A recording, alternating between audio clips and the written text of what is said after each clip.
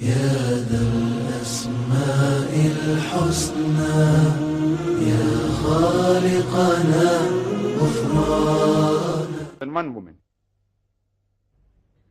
By nature, male and female, they're born in equal proportion.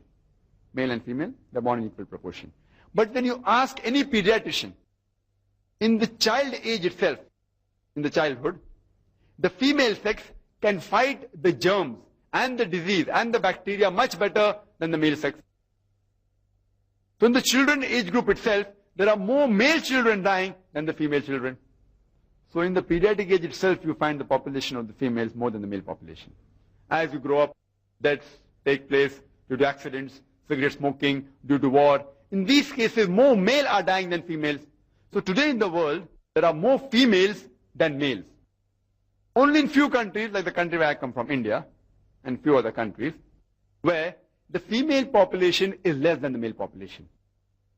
And the basic reason for this is, a report had come on the BBC, in the program assignment, the topic was Let Her Die.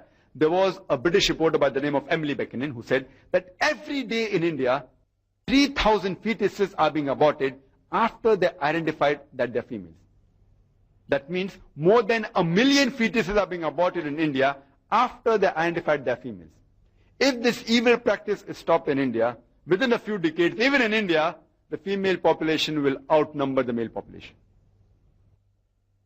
Let's analyze the statistics and the ratio of the male-female population throughout the world. In America alone, there are 7.8 million females more than male.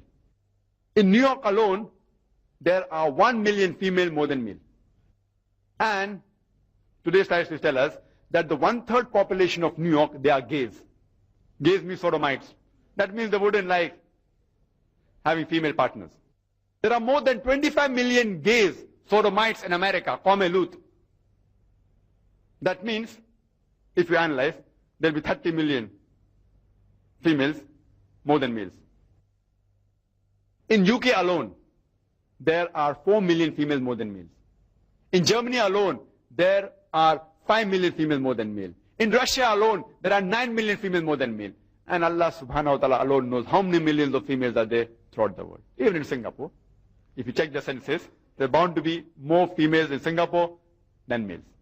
And Allah subhanahu wa ta'ala alone knows how many females are more than males throughout the world. Suppose I agree with the non-Muslim who says that one man should only marry one woman, if I agree with him.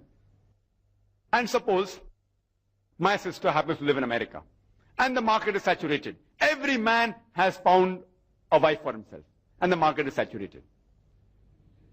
Yet there will be 30 million females who will not find husband. 30 million. If you can find a man who has no wife, grab him. But suppose the market is saturated. If you go to America, market is saturated. That every man has found a woman for himself, yet there will be 30 million females who will not find husband. Now the only option remaining for these women, and suppose my sister happens to be one of them, or suppose your sister happens to be one of them, the only option remaining is that she either marries a man who already has a wife, or she becomes public property. You know, people say, Brother Zakir, public property? What do you mean by public property? I tell them this is the most sophisticated word I can use.